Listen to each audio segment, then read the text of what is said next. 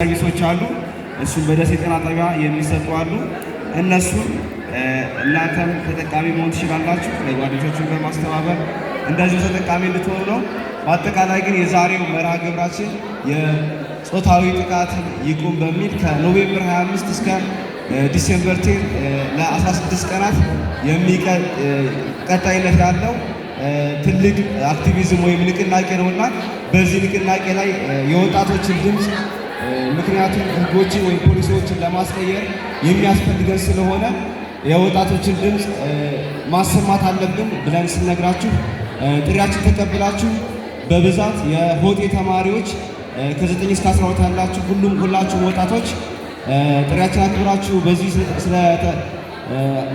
ፕሮግራሙ ስለተከታተላችሁ እንደዚሁም ደግሞ አብራችሁን ድምፃችሁን ስላሰማችሁ በደሴ ከፍታ ወጣቶች ጥምረት ስም ልባዊ የሆነ ምስጋና ላቀርብላችሁ እፈልጋለሁ። የጾታዊ ጥቃት ይቁም።